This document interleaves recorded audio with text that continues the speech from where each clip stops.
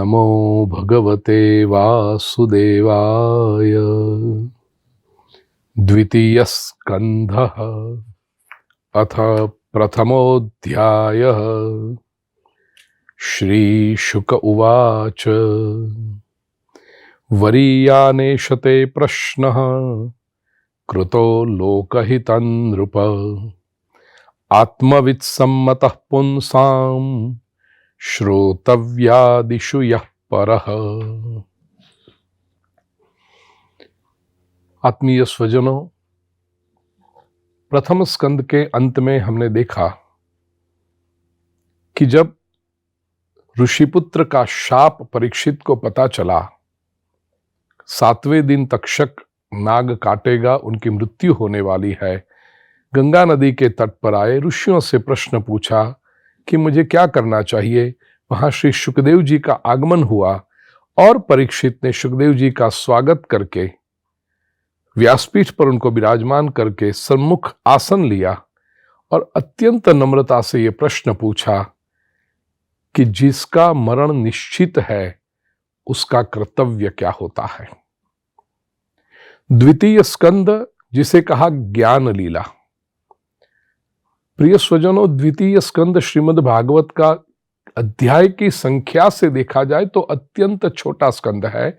इसमें केवल 10 अध्याय हैं, लेकिन ज्ञान की दृष्टि से देखा जाए तो द्वितीय स्कंद बड़ा अद्भुत है, गहन है।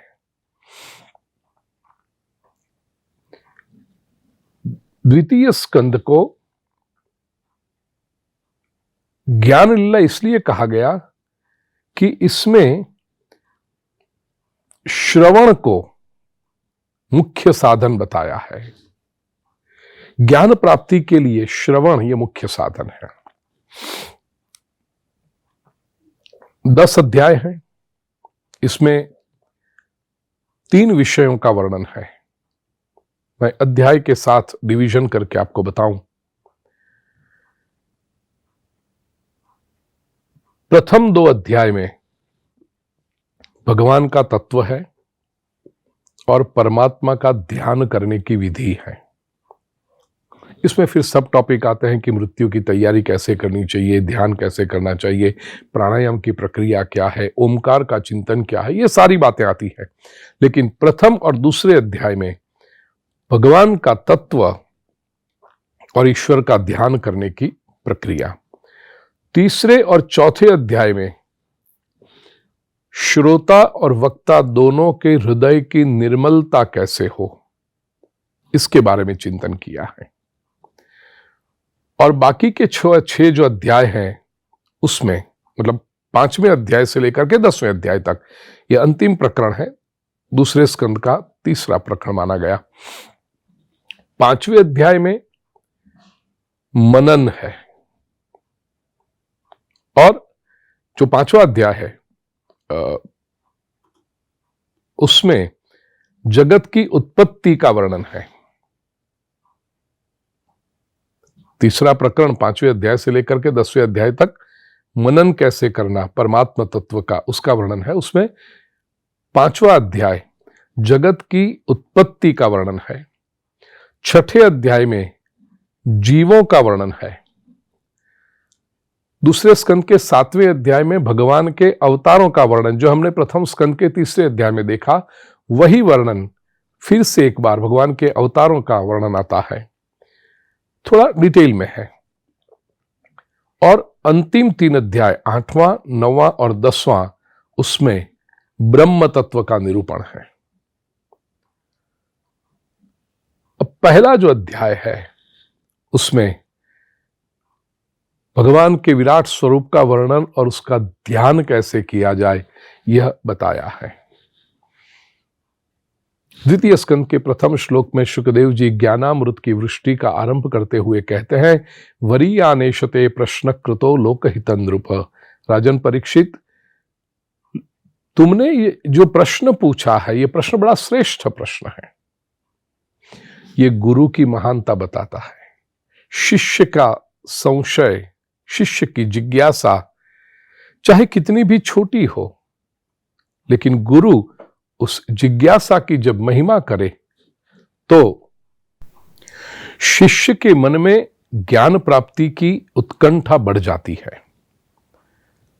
यहां पर श्री सुखदेव जी ने एक आदर्श गुरु के रूप में यही किया है।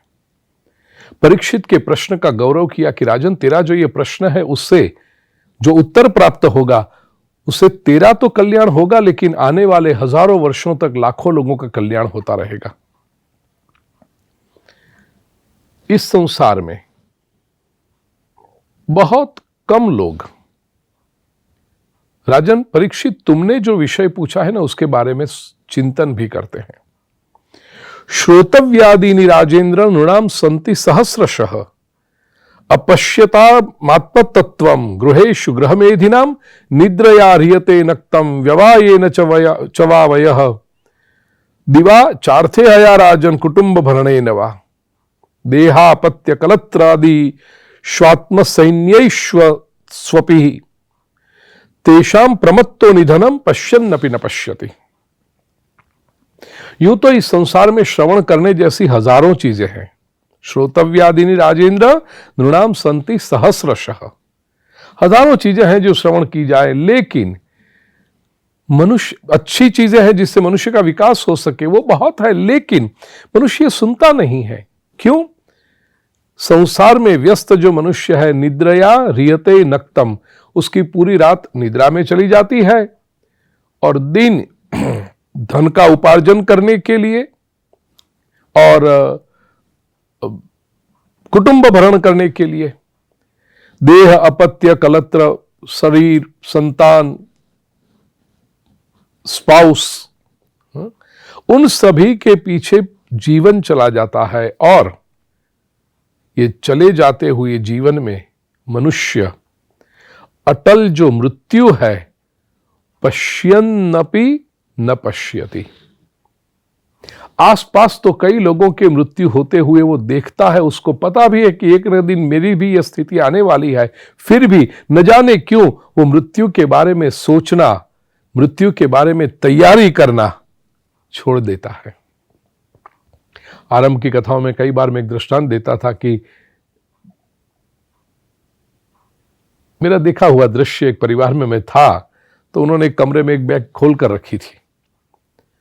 तो मैंने पूछा कि ये आपका घर ऐसे तो बिना बिल्कुल स्वच्छ और बना हुआ है, अच्छी तरह से सब चीजें अपनी जगह पर लगी हुई है, लेकिन ये एक कमरे में ऐसी बैग खुली क्यों छोड़ी है आपने? उन्होंने कहा, गुरुजी, कथा जब विराम लेगी, आप विदाई लेंगे, उसके 3-4 दिन के बाद हम भी प्रदेश घूमने जाने वाले हैं 10 दिन के लिए, तो उसकी तैयारी हम अभी से शुरू करते हैं। और बहना ने कहा कि मेरे तो बहुत सिस्टमेटिक हूँ, जब भी बाहर गांव जाना हो तो एक बैग खोल के रख देती हूँ और घूमते फिरते 15 दिन पहले से जो कुछ याद आता जाए कि ये ले जाना, ये ले जाना है, वो चीज़ें जाके उस बैग में डालते रहते हैं, फिर अंतिम समय में पैक करके निकल जाते हैं, ताकि महत्वपूर्ण कोई चीज़ रह ना जाए। क्योंकि अंतिम समय में एट 11th आवर जब पैकिंग करना शुरू करो तो बहुत सारी चीज़ें रह जाती है, सभी का अनुभव है। और फिर जहाँ गए तो वहाँ अरे ये रह गया, अरे ये रह गया, ये ले आते तो अच्छा होता। तो कभी नहीं होता, मैं बहुत सिस्टमेटिक हूँ, बहना ने कहा। मुझे बात अच्छी लगी। मैंने कहा 10 दिन के लिए प्रदेश घूमने जाना हो और वहां से तो वापस आना ही है, उसके लिए हम 15 दिन पहले से तैयारी शुरू कर देते हैं ताकि कुछ रह न जाए।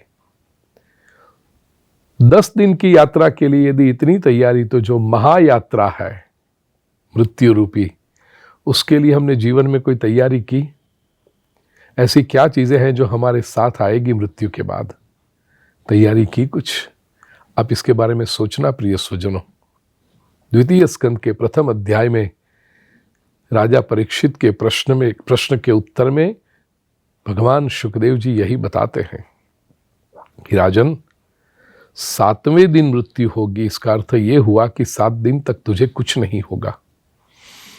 दृष्टांत देकर कहा कि खटवांग राजा को अपनी मृत्यु के केवल 2 घड़ी अर्थात 48 मिनट पहले पता चला कि मृत्यु आ रही है। तो खटवांग राजा ने अपनी मृत्यु की तैयारी कर ली। राजन, एक बात ध्यान रखो, एतन निर्विद्यमानानाम इच्छताम कुतो भयम योगिनाम नृप निर्णीतम हरेर नामानुकीर्तनम।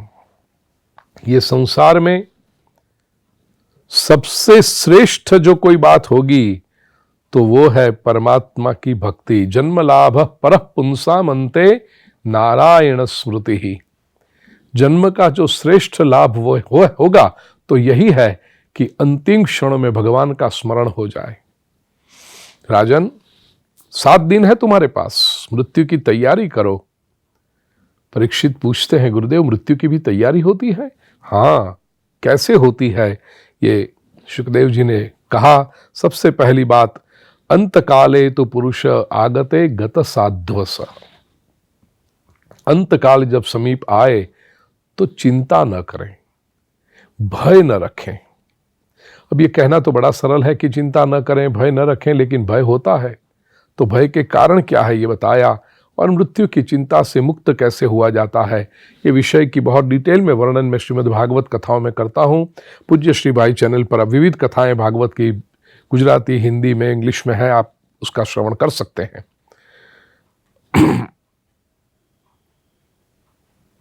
उसके बाद जो मुख्य बात यहां पर कही है, छिंद्यादसंग शस्त्रेण स्पृहाम देहेनु ये चतम। असंग रूपी शस्त्र से शरीर और शरीर के जो संबंधी है उनके साथ एक प्रकार का वैराग्य निर्माण कर लो, एक सेफ डिस्टेंस निर्माण कर लो। असंग, अनअटैचमेंट, ये जो तिरस्कार नहीं है, असंग है। प्रेम सभी से है लेकिन चिपकना किसी से नहीं है। ये जिसको आया, कैसे, जैसे एक नारियल होता है, कवच के साथ नारियल चिपका हुआ है, इसके कवच को यदि फोड़ोगे तो नारियल भी फूटेगा, पानी बाहर आ जाएगा। और दूसरा एक नारियल होता है जो कवच से अलग हुआ है। बाहर से तो दोनों नारियल समान दिखते हैं, जो भेद है वो अंतर है, अंदर है, भीतर है। भीतर से जो नारियल अलग हो गया है, उसका बाहर का कवच यदि टूट भी जाए, भीतर की अखंडता ज्यों की त्यों बनी रहती है। यही बाहर का कवच ये शरीर है और भीतर का नारियल ये हमारी आत्मा है। देह से और देह के संबंधों से जब निसंगत्व आ जाए, असंगत्व आ जाए, तो ये आत्मा की भिन्नता का, आत्मा की पृथकत्व का अनुभव होता है और वैराग्य अपने आप फलित होता है। और तब ये शरीर रूपी कवच टूटने का कोई भय नहीं रहता, क्योंकि मनुष्य जानता है आत्मा तो अमर है। भगवद गीता के दूसरे अध्याय में सांख्य योग का वर्णन करते हुए भगवान श्री कृष्ण ने बताया, नैनम छिंदन्ति शस्त्राणि नैनं दहति पावक न चैनम क्लेदयन्त्यापो न शोषयति मारुतः।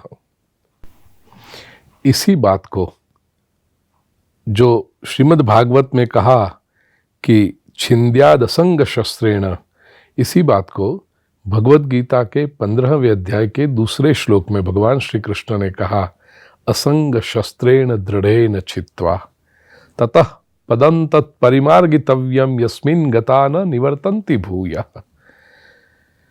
शरीर और शरीर का संबंधी पूरे संसार से असंग रूपी कवच धारण कर लेने से फिर उस मार्ग का चयन करें, चिंतन करें जहां पर जाकर के कोई लौटा नहीं है, लौट सकता नहीं है, अनामय पद है वो। प्रिय स्वजनों, मृत्यु की तैयारी कैसे करनी ये बताया है। अभ्यसेन मनसा शुद्धम त्रिवृद ब्रह्माक्षरम परम। शुद्ध मन से तीर्थ क्षेत्रों में जाकर के पुण्य जल का, पवित्र जल से स्नान करके मन को स्थिर करने का प्रयास करें, प्राणायाम का अभ्यास करें और 3 अक्षर का ब्रह्म अ उ म अनुनासिक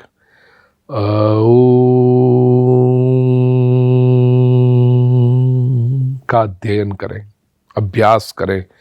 इससे क्या होगा, तो मनो यच्छेत जितश्वासो ब्रह्म बीजम अविस्मरण।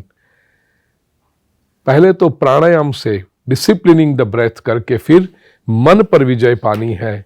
और विजय जितासनो जितश्वासो जितसंगो जितेंद्रियः, आसन पर विजय हो जाए, एक आसन पर आप दीर्घ समय तक, लंबे समय तक स्थिर रह सको, श्वास पर विजय हो सके, disciplining the breath, disciplining the posture, disciplining the breath, फिर जित संगो, आसक्ति को जीत लो, और जितेंद्रियः, conquering the sense organs, disciplining the sense organs. ये चार जब हो जाए फिर स्थूले भगवतो रूपे मनस्संधारये धिया, परमात्मा के सगुण साकार स्वरूप में धारणा और ध्यान का अभ्यास करें। परमात्मा का ये जो अंडकोशे शरीरेस्मिन् सप्तावर्ण संयुते वैराजः पुरुषो योऽसौ भगवान धारणाश्रयः, ब्रह्मांड में जो परमात्मा है वो ही हमारी धारणा का आश्रय है, उसी में हम मन को स्थिर करें। पातालमेतस्य हि पादमूलम पठन्ति पार्ष्णि प्रपदे रसातलम, महातलम विश्वसृजोऽथ गुल्फौ तलातलम वै पुरुषस्य जंघे। ये विराट पुरुष जो भगवान है, उनके पादमूलम, उनके तलवे पैरों के, ये पाताल लोक है। उनके पाद का अग्रभाग जो है, एड़ी और ये सब, ये रसातल है। दोनों जो गुल्फ हैं वो महातल है, जंघा तलातल है, दो जानू यह सुतल है, दो उरु वितल है और अतल है, जगन जो है वो महीतल है, और नाभि को नभस्थल कहा गया है। ऐसे ही परमात्मा का वक्षस्थल स्वर्गलोक है, मुख जनलोक है, ललाट तपोलोक है, और शिरोभाग जो है उसको सत्यलोक कहा गया है। पूरा ये ब्रह्मांड परमात्मा से ही उत्पन्न हुआ है और परमात्मा का ही स्वरूप है। प्रिय स्वजनों, पुरुष सूक्त में जो ऋषियों ने कहा, यही बात यहां पर श्रीमद् भागवत में भी व्यक्त की गई। ब्राह्मणोस्य मुखमासीत् बाहु राजन्यकृतः ऊरु तदस्य वैश्यः पदभ्याम शूद्रो अजायतः। यही बात यहां कहा, ब्रह्माननं क्षत्र भुजो महात्मा विडूरुरंघ्रिश्रित कृष्ण वर्णः नानाभिधाभिज्य गणोपपन्नो द्रव्यात्मकः कर्म वितान योगः। द्वितीय स्कंद के प्रथम अध्याय का 37वां श्लोक। ब्राह्मण जो है वो भगवान का मुख है, क्षत्रिय भगवान के बाहु हैं, भुजाएं हैं, वैश्य भगवान के उरु है, और शूद्र जो है भगवान के चरण कहे गए हैं। इसमें एक बात कह दूं प्रिय स्वजनों, ये कोई हायरार्कियल बात नहीं है। कोई ये न समझे कि ब्राह्मण की महत्ता बताई गई कि ब्राह्मण भगवान का मुख है और शूद्र की अवमानना की गई कि वो तो पैर है। नहीं, याद रहे, जब चरण की आवश्यकता होती है तब चरण ही काम आता है, तब वहां मस्तक काम नहीं आता। शरीर पूरा एक एक अंग महत्वपूर्ण है। केवल मस्तक रहे और चरण न रहे, हाथ न रहे, जंघा न रहे, तो मस्तक कब तक जी पाएगा। समाज में चारों वर्ण की, प्रत्येक मनुष्य की महिमा है ही। कोई ऊपर, कोई नीचे, कोई महान, कोई कनिष्ठ, ऐसा नहीं है। लेकिन ये मनुष्य के रस के विषय के अनुसार आगे भागवत में भी चर्चा आएगी, श्रीमद् भगवत गीता में भी आती है वर्णाश्रम व्यवस्था की बात, तो ये बताया। लेकिन शुरुआत में प्लीज डोंट बी जजमेंटल, न शास्त्र के प्रति न मेरे प्रति, इसलिए स्पष्टता आवश्यक है। संसार चक्र से मुक्त होने के लिए, भगवान की अनन्य प्रेममयी भक्ति प्राप्त हो जाए, उसके अतिरिक्त कल्याण का कोई और मार्ग हो नहीं सकता है। स्वयं ब्रह्मा जी ने वेद को 3 बार विचार करके अंत में यही निर्णय किया है। यहां बताया कि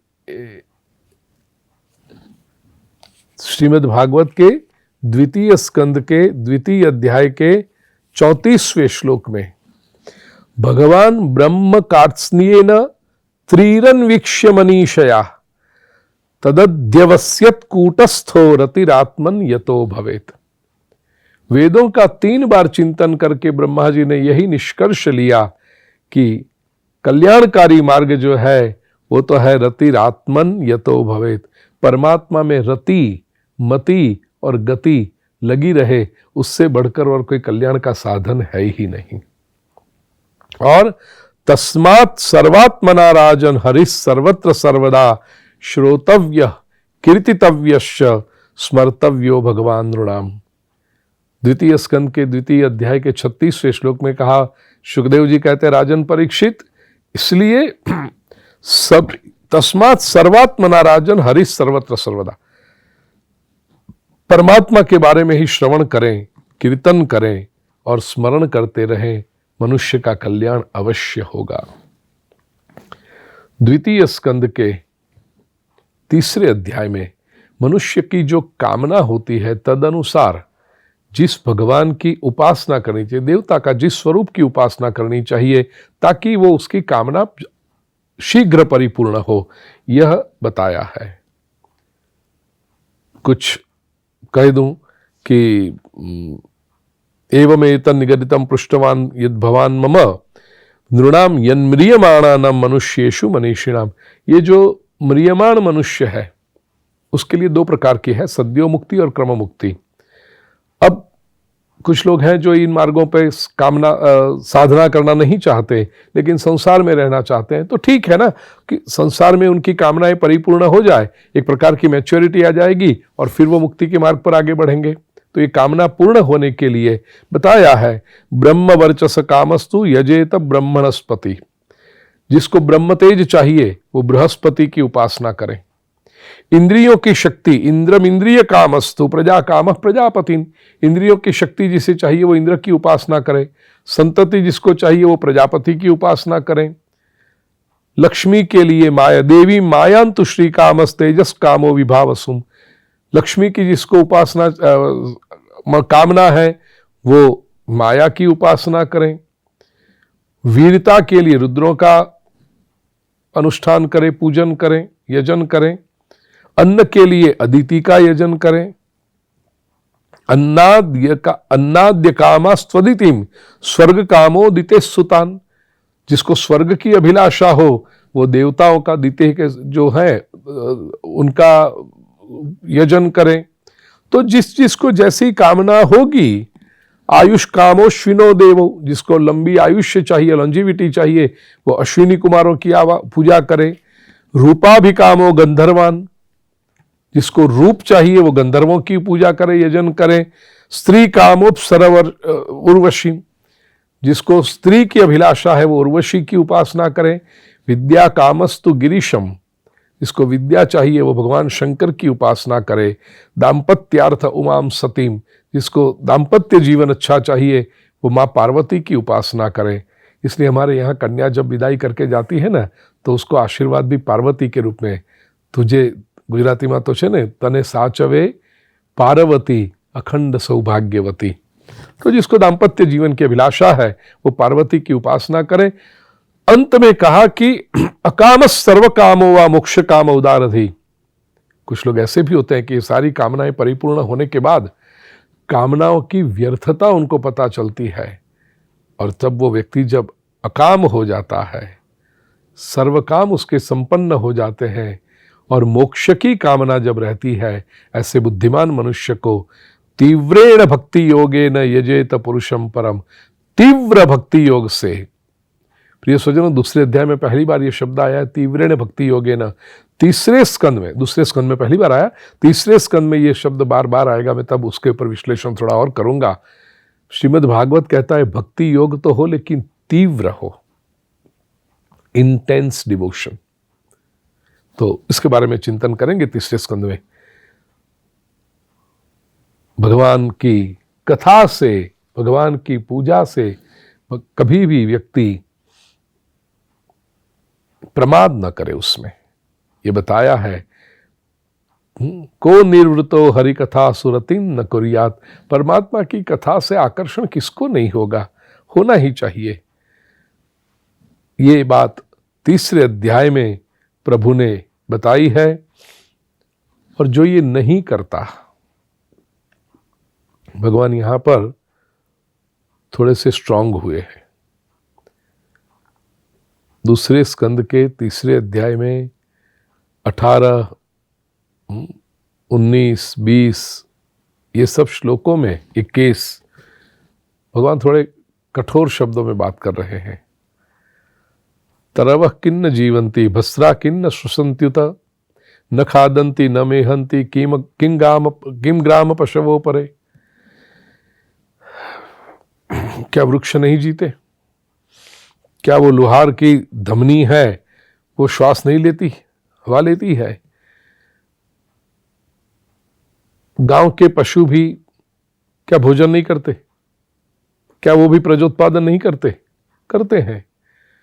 जो व्यक्ति परमात्मा की भक्ति नहीं करता, 83,99,999 शरीर छोड़कर ये 84 लाख की योनि में श्रेष्ठतम मनुष्य शरीर पाया है। और ये मनुष्य शरीर में आकर के जो व्यक्ति परमात्मा की भक्ति नहीं करता, अपने कल्याण के लिए आराधना नहीं करता, वह व्यक्ति पुरुष पशु, वो पशु के समान है।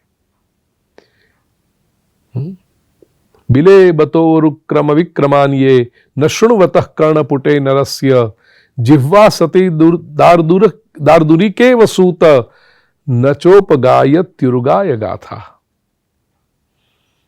भगवान को प्रणाम न करे वो मस्तक बोझ रूप है। भारः परम पट्ट किरीट जुष्ट अप्युत्तमांगम न नमेन मुकुंदम।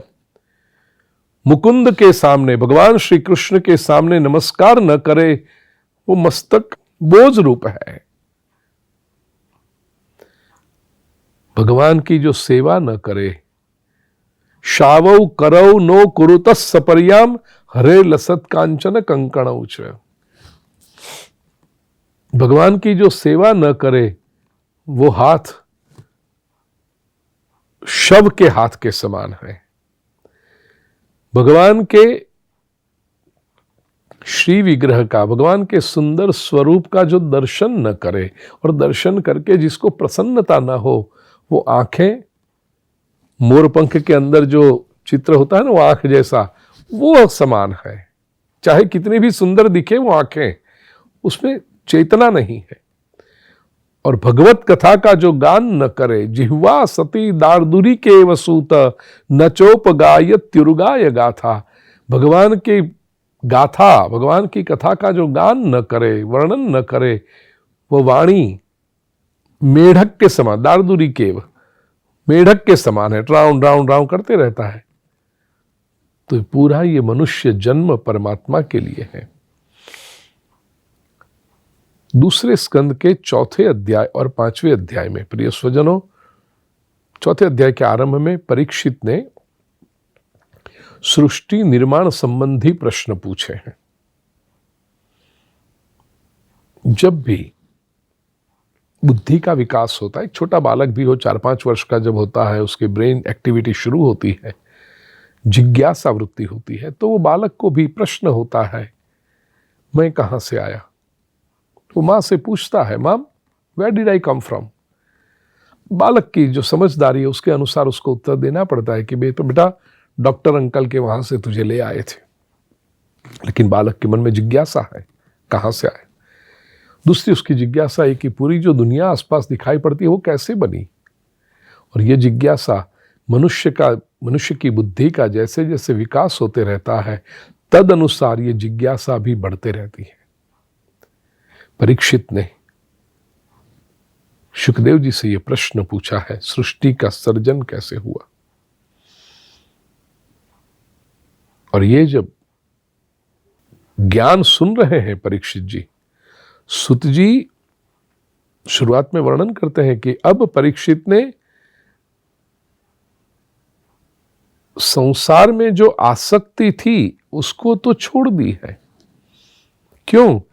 क्योंकि वैयासके रीति वचस तत्व निश्चयमात्मनः उपधार्य मतिम कृष्णे औत्तरेय सतिम व्यधात। परीक्षित में इतना तो परिवर्तन आया प्रथम स्कंद की कथा और दूसरे स्कंद के 3 अध्याय तक सुनने के बाद, परमात्मा का ध्यान कैसे करना चाहिए बातें सब सुनने के बाद,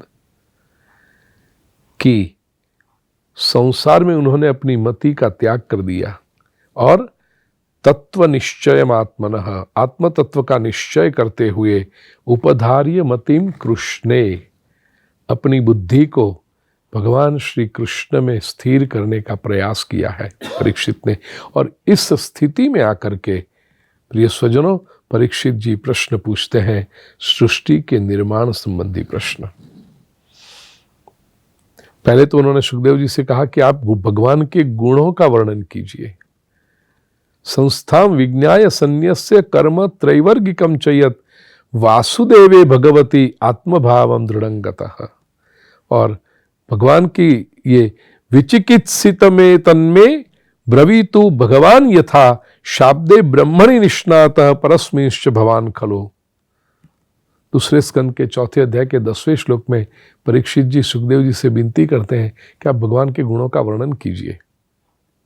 सुखदेव जी ने द्वितीय स्कंद के 4 अध्याय में 12वें श्लोक से लेकर जो मान लो 23वें श्लोक तक भगवान के गुणों का सुंदर वर्णन किया है। नमः परस्मै पुरुषाय भूयसे सदुद्भवस्थान निरोध लीलया गृहीत शक्ति त्रितयाय देहिनामंतर भवायानुपलक्ष्य वर्तमने। बहुत सुंदर वो वर्णन किया है। और वह वर्णन करते करते फिर जब परीक्षित ने विश्व निर्माण संबंधी जो प्रश्न पूछा है उसका उत्तर द्वितीय स्कंद के 5वें अध्याय में आरंभ करते हैं। बहुत सुंदर वो विषय है। 5वें अध्याय के 17वें 18वें श्लोक में सुखदेव जी कहते हैं सृष्टि कैसे निर्माण हुई। पहले तो ये संसार में जो भी कुछ है ये सब नारायण पर है। नारायण परा वेदा देवा नारायणांगजा नारायण परा लोका नारायण परा मखाः। ये वेद नारायण पर है। वेदों का लक्ष्य एक ही है, मनुष्य को नारायण पर कैसे बनाया जाए, प्रभुमय कैसे बनाया जाए। देवा नारायणांगजाः, देवता है वो नारायण के अंग से ही उत्पन्न हुए हैं। नारायण परा लोका, ये जो लोक है जिस पर 7 सप्तलोक ऊर्ध्व गति के, सप्तलोक तिर्यक गति के, ये सारे जो लोक हैं वो सब नारायण पर है। हमने कुछ समय पहले ही जो चिंतन किया कि नारायण का ही स्वरूप है।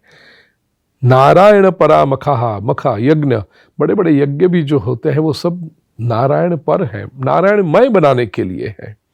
नारायण परो योगो नारायण परं तपः नारायण परं ज्ञानम नारायण परागति। कोई व्यक्ति योग करे, तप करे, ज्ञान प्राप्ति करे, ये सब का अंतिम लक्ष्य तो यही है कि ये जीवात्मा परमात्मा से कैसे मिल जाए, नारायण पर कैसे हो जाए।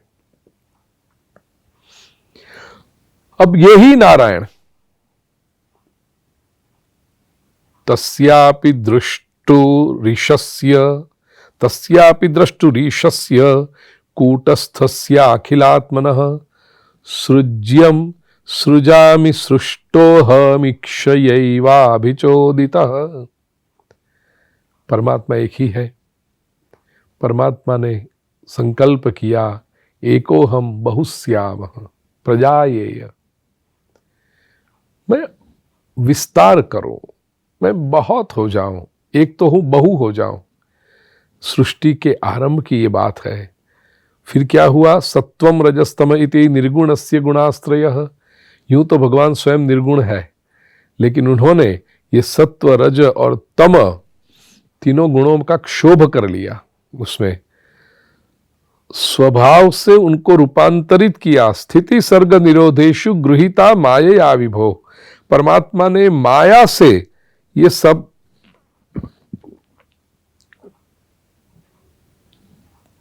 उत्पन्न किया, सृष्टि होने लगी, अहंकार हुआ, अहंकार भी फिर सात्विक राजस तामस हुआ, और उसी अहंकार से, जो तामस अहंकार है, उससे पंच तन्मात्रा और पंचभूत पृथ्वी जल तेज वायु आकाश की उत्पत्ति हुई।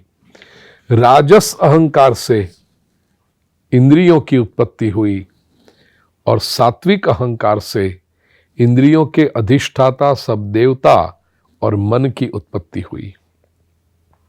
हमारे यहां पर है, आंख के देवता सूर्य है, मन के देवता चंद्र है, हाथ के देवता इंद्र है। तो ये सात्विक अहंकार से ये सब देवता उत्पन्न हुई। इन सब तत्वों ने मिलकर भगवान की शक्ति से एक अंड की रचना की।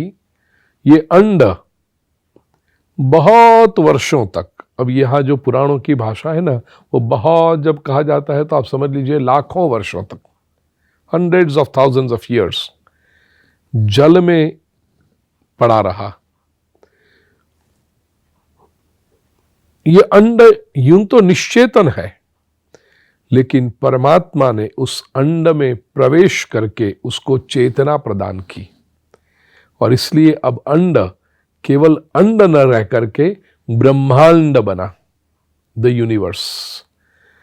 फिर इस ब्रह्मांड का भेदन करके परमात्मा स्वयं विराट रूप से प्रकट हुए, और उनके चरणों में, जब भी मैंने कहा चरणों में भूलोक है, नाभि में भुवर लोक है, मस्तक में स्वर्ग लोक है, उन्हीं में 7 भुवन और 14 लोकों की कल्पना की गई है। दूसरे स्कंद के 6ठे अध्याय में यह विराट पुरुष की विविध विभूतियों का वर्णन किया गया है। ब्रह्मा जी ये वर्णन जो कर रहे हैं,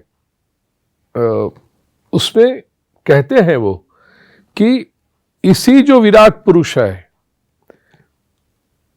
सृजामि तन्नियुक्तोहम हरो हरति तद्वशः विश्वम पुरुष रूपेण परिपाति त्रिशक्ति दृक्। दूसरे स्कंद के 6ठे अध्याय का 31वां श्लोक। ब्रह्मा जी कहते हैं कि ब्रह्मा विष्णु महेश 3 शक्तियों को आप देखते हो, लेकिन ये तीनों के अधिष्ठाता तो एक परब्रह्म है।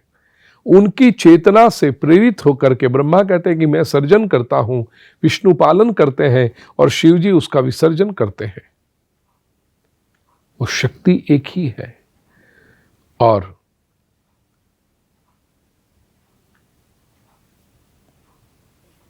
परमात्मा से अतिरिक्त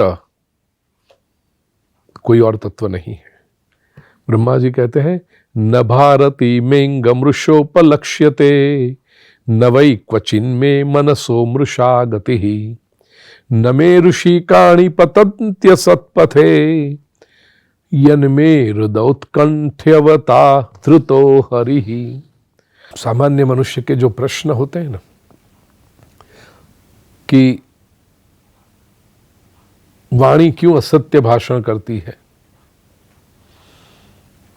मन व्यर्थ दौड़ धूप विचरण क्यों करता है,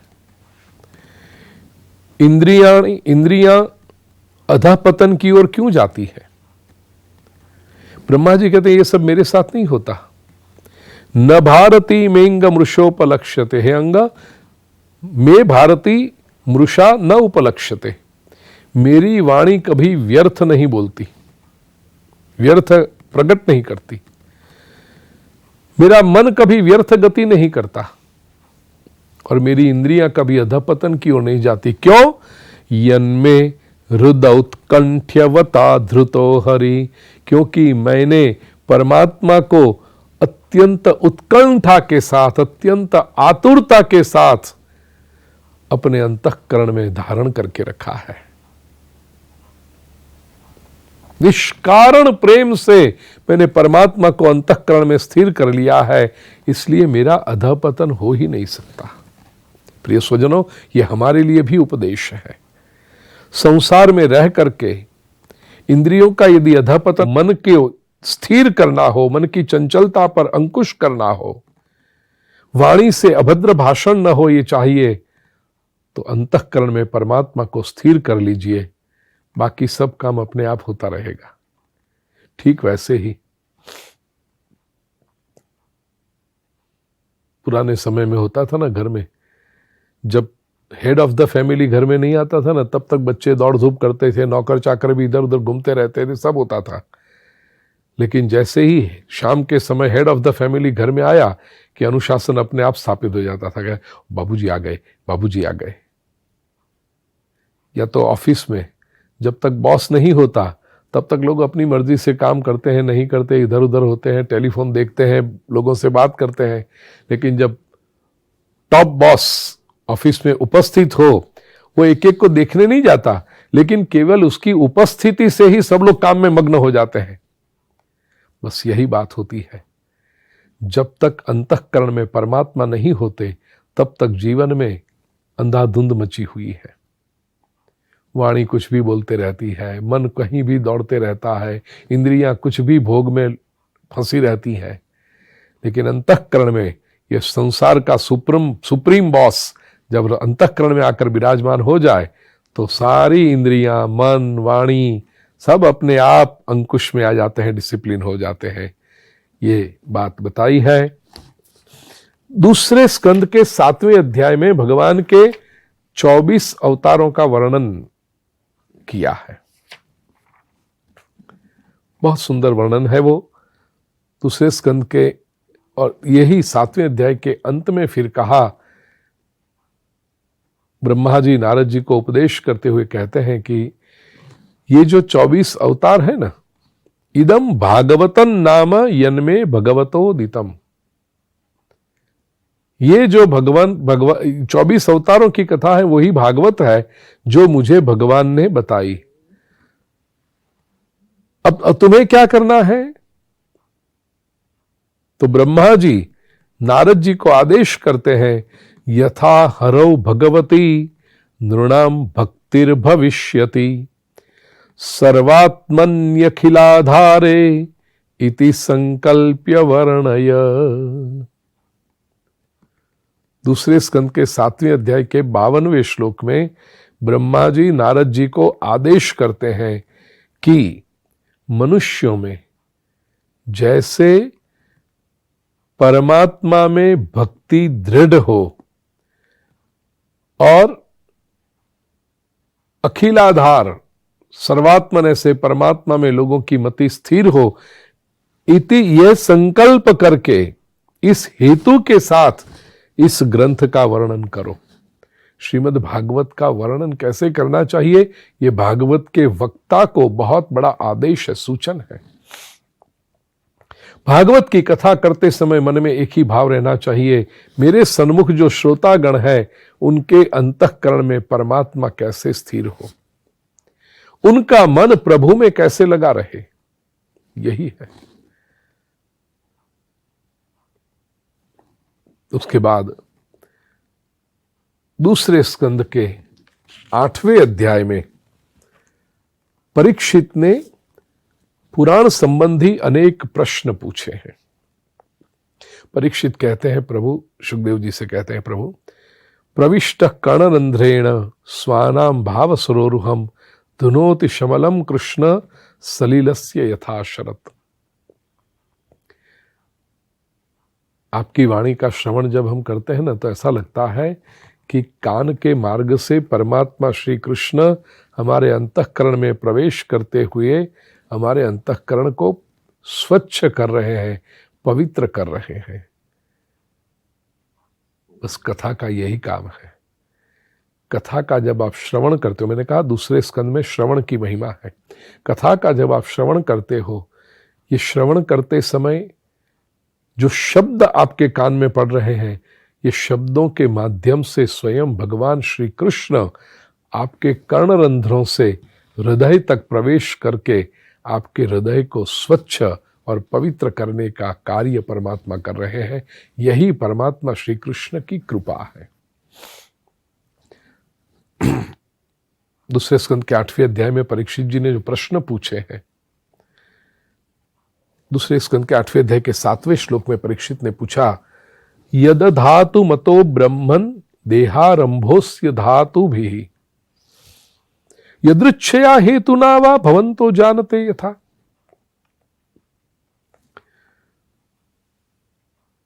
जीव का यूं तो पंच महाभूतों से कोई संबंध नहीं है, फिर भी ये जीव का जो शरीर है वो तो पंच महाभूतों से ही बना है, पृथ्वी जल तेज वायु आकाश। तो क्या स्वभाव से ही ऐसा होता है या किसी और कारण से? प्रिय स्वजनों, दृष्टांत के लिए कहूं, पानी का जल से कोई संबंध नहीं है।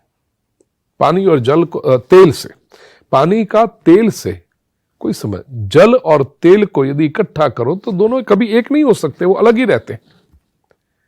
लेकिन यदि वो एक रहे तो ये कैसे हो सकता है? जीवात्मा परमात्मा का चैतन्यमय अंश है और पंच महाभूत तो प्रकृति का जड़ तत्व है। जड़ और चेतन भला एक कैसे हो सकते हैं? तो पंच महाभूत जो प्रकृति के अंश है उसमें आकर के जीवात्मा रहे उतना ही नहीं, ये पंच महाभूत से निर्माण हुए जड़ शरीर को जीवात्मा अपना स्वरूप मान ले और वो भ्रांति इतनी दृढ़ हो जाए कि जीवात्मा स्वयं आत्मा है, परमात्मा का अंश है, वो भूल जाए और स्वयं को संसार का ही अंग मानने लगे। ये कैसे होता है? परीक्षित का ये प्रश्न है। दूसरे कई प्रश्न है, मैं मुख्य मुख्य प्रश्न आपको बताता हूं। भूत भविष्य और वर्तमान जो है वो काल का अनुमान किस प्रकार किया जाता है? काल की गति जो सूक्ष्म है, कालस्यानुगतिर्यातु लक्ष्यतेन्वी बृहत्यपि। काल की गति अण्वी, सूक्ष्म और बृहति, बड़ी, जैसे पल हो, मिली सेकेंड, ये सूक्ष्म गति है।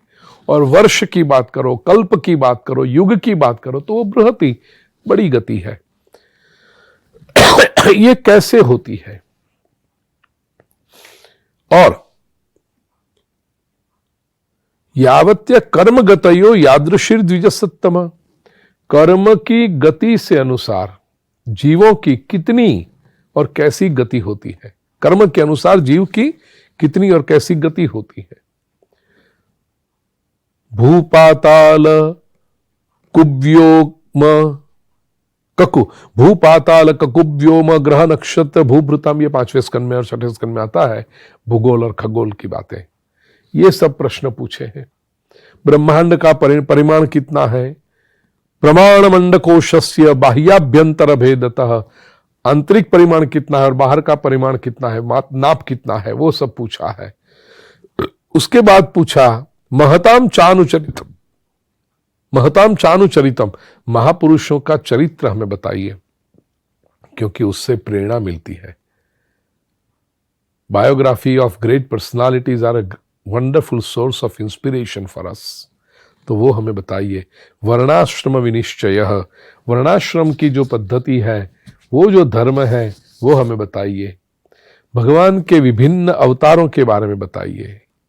युगानि युगमानंच धर्मो यश्च युगे युगे अवतारानुचरितम, जैसे महापुरुषों का चरित्र पूछा था, ऐसे कहा भगवान की लीलाओं का, भगवान के जो विविध अवतार हैं वह भी हे सुखदेव जी हमें बताइए।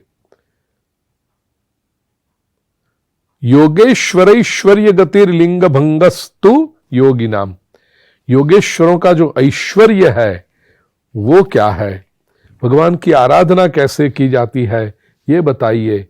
वेद उपवेद धर्मशास्त्र इतिहास और पुराणों का स्वरूप बताइए और उसका तात्पर्य क्या है ये बताइए।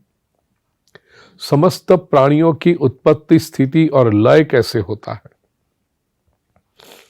प्रलय के समय हमने सुना कि पूरी जीव सृष्टि परमात्मा में लीन हो जाती है, तो उसकी उत्पत्ति फिर कैसे होती है। आत्मा के बंधन और मोक्ष का आत्मनो बंध मोक्षौ च व्यवस्थानम स्वरूपतः, आत्मा का बंधन कैसे होता है, मोक्ष कैसे होता है, इसका स्वरूप क्या है। और भगवान अपनी माया से यथात्म तंत्रो भगवान विक्रीडत्यात्म माया विसृज्य वा यथा माया मुदास्ते साक्षी वद विभु। भगवान कैसे अपनी माया से क्रीड़ा भी करते हैं और साक्षी रूप रह करके उसका आनंद भी लेते हैं। ये बहुत सारे प्रश्न परीक्षित ने सुखदेव जी से पूछे हैं और उन्हीं प्रश्नों का उत्तर श्रीमद् भागवत में तीसरे स्कंद से हमें प्राप्त होगा। लेकिन तीसरे स्कंद पे जाए उससे पहले दूसरे स्कंद के 9वें अध्याय में एक अत्यंत महत्वपूर्ण प्रकरण आता है, जो सृष्टि निर्माण संबंधी प्रश्न भगवान ने परीक्षित ने पूछा है सुखदेव जी से। वो सृष्टि निर्माण की बात करते करते चतुश्लोकी भागवत का वर्णन करते हैं। आत्म मायामृते राजन परस्यानुभवात्मनः न घटे तार्थ संबंध स्वप्न दृष्टुरिवांजसा। जैसे स्वप्न में देखे गए दृश्य, पदार्थ, व्यक्ति, परिस्थिति इत्यादि का स्वप्न देखने वाले व्यक्ति के साथ कोई संबंध नहीं था, विशेष करके वो व्यक्ति जब जागृत हो जाए तब तो कोई संबंध नहीं होता। ऐसे ही शरीर से आत्मा का कोई संबंध नहीं है। बहुरूपैवा भाति मायया बहुरूपया रममाणो गुणेश्वस्या ममाहमिति मन्यते। ये माया के कारण, अज्ञान के कारण जीवात्मा शरीर से एकात्मता बना लेता है, शरीर को अपना स्वरूप मान लेता है और इसीलिए ये सुख दुख के बंधन में, कर्मों के बंधन में और जन्म जन्मांतर के चक्र में पड़ता है। ब्रह्मा जी कहते हैं, मेरी निष्कपट तपश्चर्या से प्रसन्न होकर स्वयं नारायण ने मुझे चतुश्लोकी भागवत का उपदेश किया है। भगवान स्वयं कहते हैं ब्रह्मा से, त्वयाहम तोषित सम्यक वेद गर्भ शिशुक्षया चीरम भृतेन तपसा दुस्तोष कुट योगिनाम।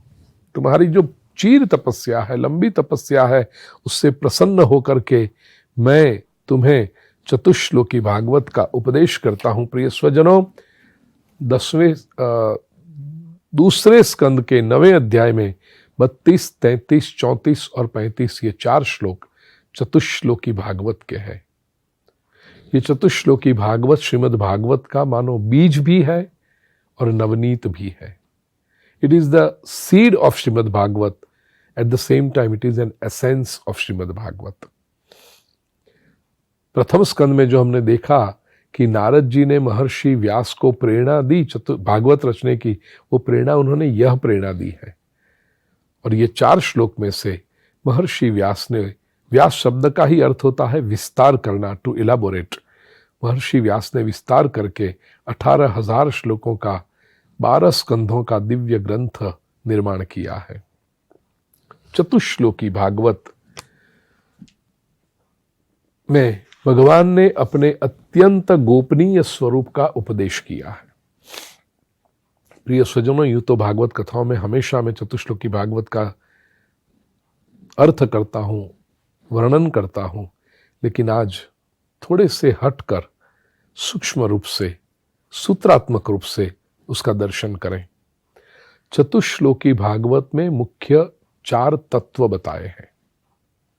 प्रथम श्लोक जो है, अर्थात श्रीमद् भागवत के दूसरे स्कंद के 9वें अध्याय का 32वां श्लोक, चतुश्लोकी भागवत का प्रथम श्लोक, अहमेवा समेवाग्रे नान्यत यत् सदसत् परम पश्चादहम यदे तच्च योव शिष्येत सोस्म्यहम्। इसमें सत्य क्या है ये बताया है। शंकराचार्य जी ने कहा ना, श्लोकार्धेन प्रवक्ष्यामि यदुक्तम ग्रंथ कोटिभिः ब्रह्म सत्यम जगन मिथ्या जीवो ब्रह्मैव नापर। तो ब्रह्म सत्य है, सत्य ब्रह्म है। ये सत्य क्या है? भगवान कहते हैं अहम एवा समेवाग्रे, अग्रे अहम एव आसम एव। ये संसार के आरंभ में, आरंभ से भी पहले, इन द बिगिनिंग मैं ही था ही। नान्यत यत सदसत परम, अन्य सत असत व उससे भी भिन्न ऐसा कुछ भी नहीं था। पश्चाद हम यदे तच्च, ये संसार में तो मैं हूं ही, कण कण में परमात्मा व्याप्त है। और इसके बाद भगवान कहते हैं जो बचेगा यह अवशिष्येत सह अहम अस्मि, जो बाकी बचेगा वो मैं हूं। बाकी बचेगा वो भविष्य काल तो अज्ञानी लोगों के लिए है। भगवान कहते हैं मैं तो अभी से हूं ही। तो भूत और भविष्य ये अज्ञान की दशा है। जो ज्ञानी है, जो समर्थ है, जो अविनाशी है, जो अज है, अमर है, उसके लिए तो सारा का सारा वर्तमान ही वर्तमान है। और दूसरी बात, संसार बदलते रहता है, भूत वर्तमान भविष्य संसार में आते रहते हैं। भगवान कहते हैं मेरा केवल होना ही है। और ये संसार का अनुभव क्यों होता है?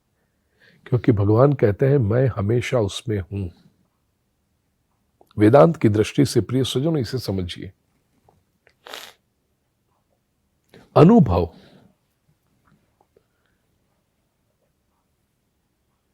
मैं के बिना नहीं हो सकता। द सेल्फ सेंस, मैं का अर्थ, उसके बिना अनुभव नहीं हो सकता। रात्रि के 2 बजे आप गहरी नींद में थे, you are in a sound sleep, और गहरी नींद में थे, सुषुप्ति अवस्था में थे। इसका अर्थ नियरली आप नहीं थे। There was no consciousness, hence there was no self sense, there was no ego. तो उस समय आपका कोई अनुभव है? नहीं। It's like you did not exist. प्रातःकाल जब आंखें खुलती है और वो चेतना आने के बाद सबसे पहले मनुष्य की सेल्फ सेंस जगती है, जागृत हो जाती है। और वो सेल्फ सेंस जागृत हुई, उसी के साथ अनुभव शुरू होते हैं। नींद अच्छी आई, नहीं आई, दिन कैसा है, अच्छा है, ठंडी है, गर्मी है, ये सारे अनुभव सेल्फ सेंस जागृत होकर ही होते हैं। इतना तो सब कोई कबूल करेगा। प्रिय स्वजनों, वेदांत अभी एक प्रश्न पूछता है ईश्वर की उपस्थिति को सिद्ध करने के लिए, to prove the existence of God.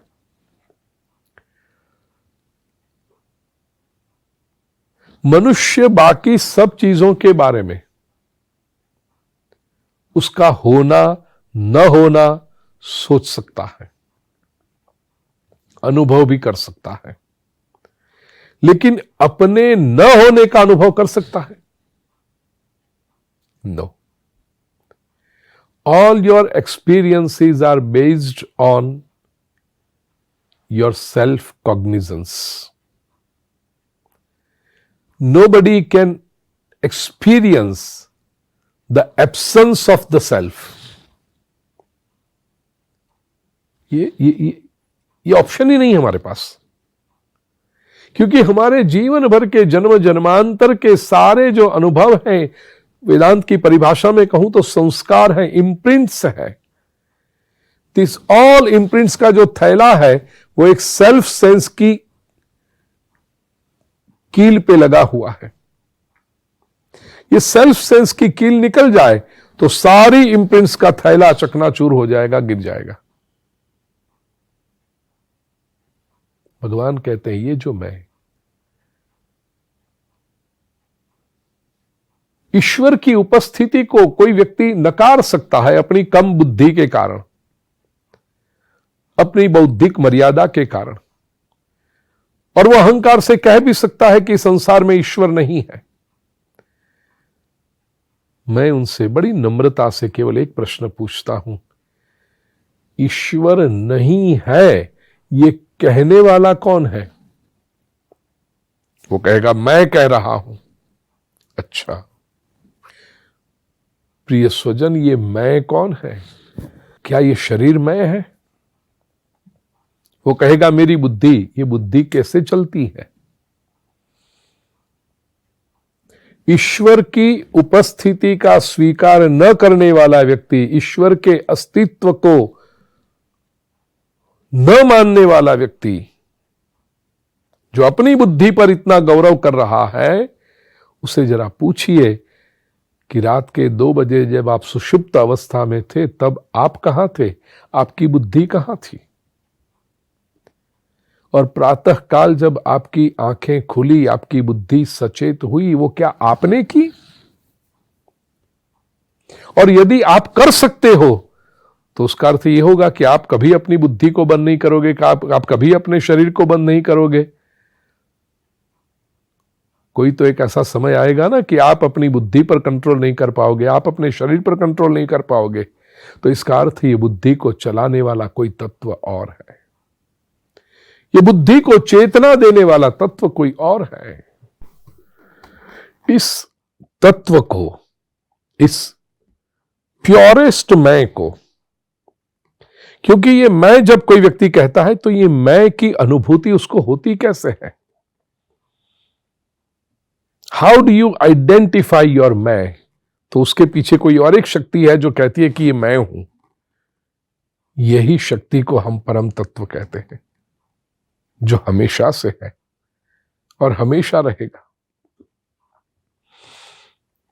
वो दिखाई पड़े न पड़े वो बात अलग है, नहीं दिखाई पड़ता क्योंकि माया है। यही दूसरा तत्व चतुश्लोकी भागवत के दूसरे श्लोक में भगवान माया तत्व का वर्णन करते हैं। ऋतेर्थम यत् प्रतीयेत न प्रतीयेत चात्मनि तद्विद्यादात्मनो मायाम यथा भासो यथा तमः। माया के 2 प्रकार हैं, आभास और तम। जो न हो फिर भी दिखाई पड़े उसे कहते हैं आभास। इसलिए कहते हैं मुझे वहां आभास हुआ कि है। और तम का अर्थ होता है, लिटरल ट्रांसलेशन है अंधेरा, अंधकार। और अंधकार का लक्षण है जो हो वह दिखाई ना पड़े। ये 2 प्रकार की माया संसार में होती है। तीसरी बात,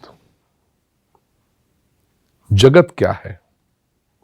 तो वो तीसरे श्लोक में बताया, यथा महांति भूतानि भूतेषुच्चावचेष्वनु प्रविष्टानि प्रविष्टान्य प्रविष्टानि तथा तेषु न तेष्वहम्। प्रविष्टान्य प्रविष्टानि, कितनी सुंदर बात है वेदांत की दृष्टि से। इसको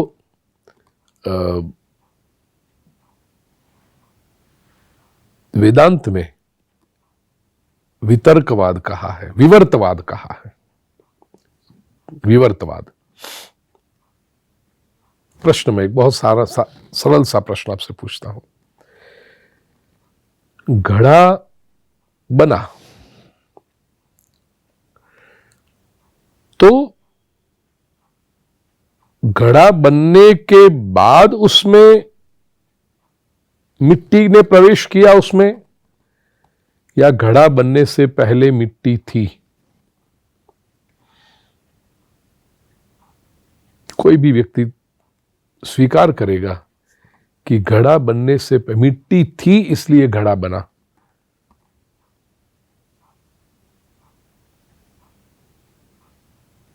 निमित्त और उपादान। कुंभार है और मिट्टी है इसलिए घड़ा बन पाया। मिट्टी, पानी, आग, हवा, सूर्य की धूप, ये तेज, ये सभी चीजें थी। ये सभी चीजों से घड़ा बनता है।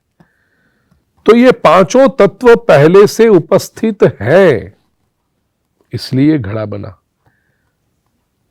घड़ा बनने के बाद वो अंदर भीतर प्रवेश नहीं करते। ठीक इसी तरह परमात्मा है, इसलिए सृष्टि बनी है। सृष्टि बनने के बाद उसमें परमात्मा ने प्रवेश नहीं किया है। परमात्मा ही प्रपंच रूप से माया का आविर्भाव करके ये संसार में दिखाई पड़ रहा है। ये तीसरे श्लोक में बताया माया, जगत तत्व, और चौथे श्लोक में बताया है आत्म तत्व। यथा महांति भूतानि भूतेषु चावचेष्वनु प्रविष्टान्य एतावदेव जिज्ञास्यम तत्व जिज्ञासुनात्मनः अन्वय व्यतिरेकाभ्याम यत्स्यात् सर्वत्र सर्वदा। ये आत्मा एतावत एव जिज्ञास्यम, मनुष्य को हमेशा अपनी आत्मा के बारे में, अपने pure source, the original source के बारे में चिंतन करना चाहिए। मनुष्य केवल इतना भी चिंतन करे कि मैं सबके बिना रह सकता हूं। ऐसा कौन सा तत्व है जो न होगा तो मैं नहीं रहूंगा? मैं मकान के बिना रह सकता हूं, मैं दूसरे लोगों के बिना रह सकता हूं, मैं संपत्ति के बिना रह सकता हूं, मैं भोजन के बिना भी रह सकता हूं, मैं प्रतिष्ठा के बिना रह सकता हूं, मैं ज्ञान के बिना भी रह सकता हूं। लेकिन मेरे भीतर जो परमात्मा की चेतना है वो यदि न रहे तो मैं भी न रहूं। तो इस चेतना से मेरा जो विशुद्ध संबंध है, उस चेतना के संबंध के कारण मेरा अस्तित्व आरंभ हुआ है। उससे जुड़ने की, उससे बॉन्ड को मजबूत करने का मैंने कोई प्रयास किया? जो तत्व जिज्ञासु है वो इसी पर चिंतन करेगा। और अन्वय व्यतिरेक दोनों से यही पता चलता है कि वही है, उसके सिवा कुछ नहीं। यत्स्यात् सर्वत्र सर्वदा, सर्वत्र और सर्वदा वही है। एक छोटा सा दृष्टांत और फिर तुरंत 10वें अध्याय की बात सोचें।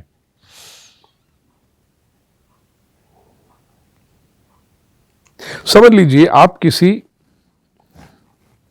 वस्तु को देखते हैं, ये कैंडी, आप इस वस्तु को देख रहे हैं। कैसे देखते हैं?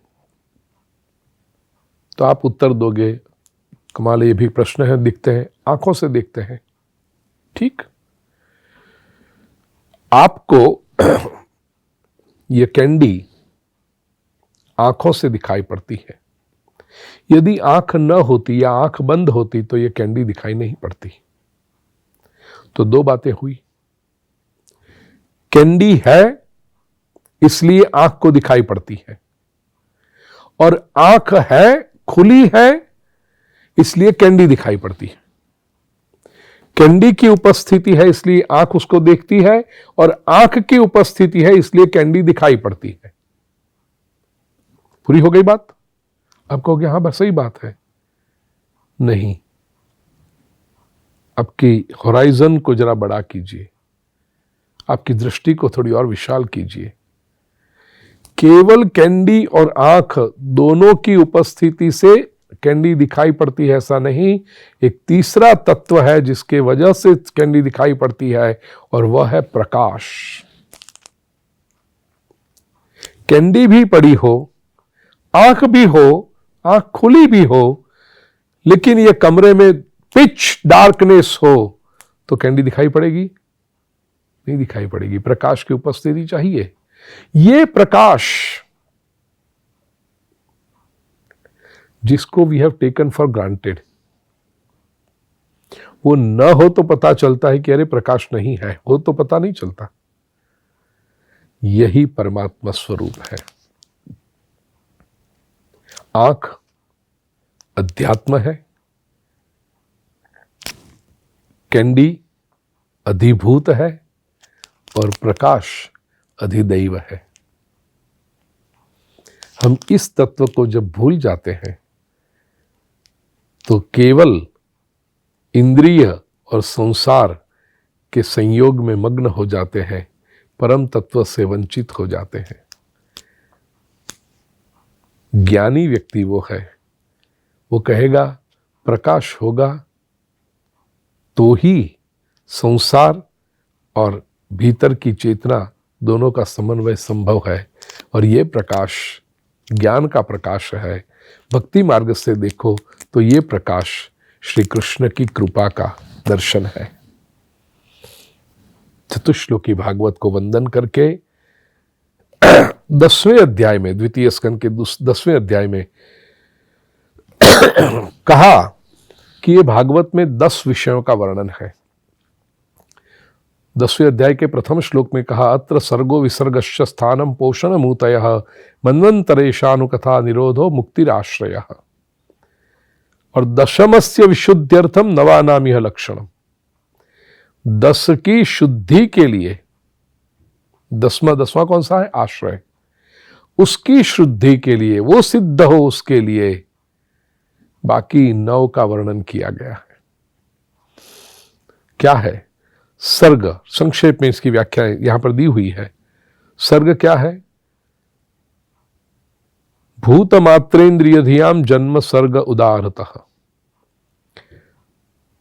परमात्मा की प्रेरणा से सत्वरज तम इन गुणों में क्षोभ हो करके उनमें जो ट्रांसफॉर्मेशन आता है, और उससे पृथ्वी जल तेज वायु आकाश आदि पंचभूत, शब्द स्पर्श रूप रस गंध तन्मात्राएं, इंद्रियां, अहंकार और महत तत्व की जो उत्पत्ति होती है उसको कहते हैं सर्ग। फिर कहा विसर्ग।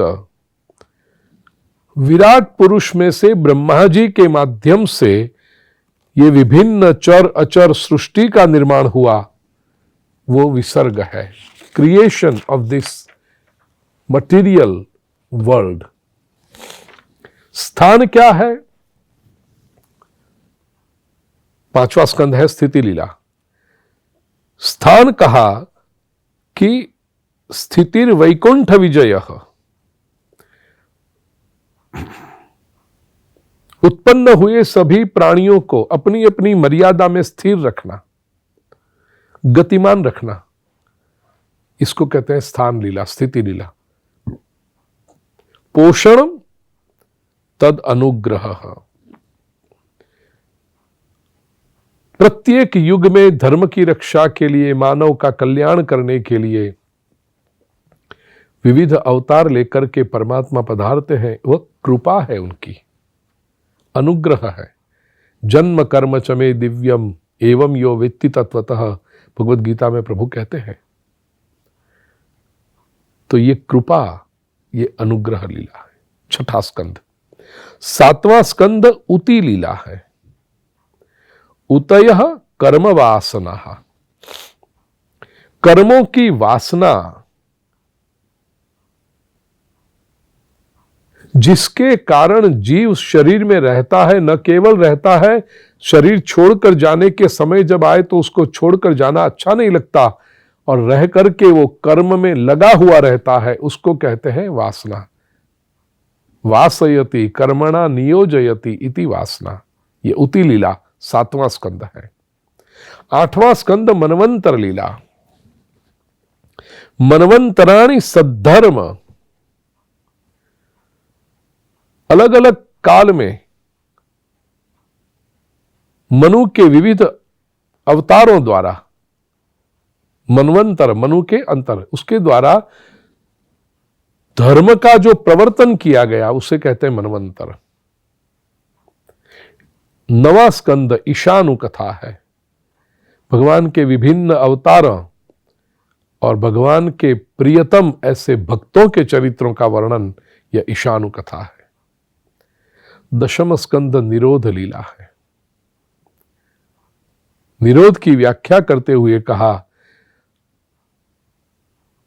आभासश्च निरोधश्च यतश्चाद्यवसीयते निरोधोस्यानुशयनम आत्मनः सह शक्तिभिः। भगवान जब योग निद्रा को स्वीकार करके शयन करते हैं और तब सारे जीव भी अपनी उपाधियों से साथ परमात्मा में लीन हो जाते हैं, तद्रूप हो जाते हैं, एकाकार हो जाते हैं, उसे कहते हैं निरोध।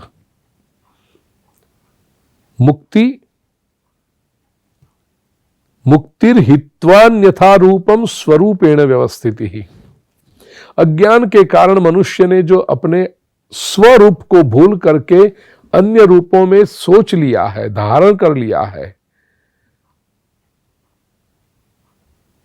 मैं करता हूं, मैं भोगता हूं, ये अनात्म भाव का जब परित्याग हो जाए और आत्म भाव में, स्वरूप में स्थिर हो जाए, उसे कहते हैं परमात्मा में उसकी मुक्ति हो गई। और आश्रय, ये चराचर जगत की स आश्रय परम ब्रह्म परमात्मेति शब्दते।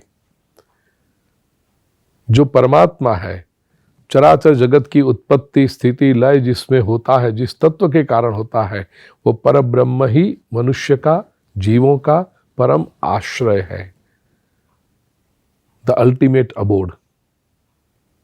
ये 10 तत्वों का वर्णन श्रीमद् भागवत में किया है।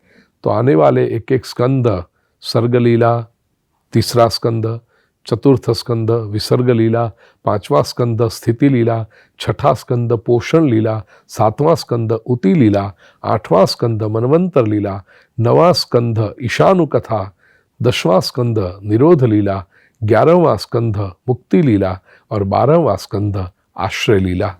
इसका वर्णन हम अगले सत्र से करेंगे।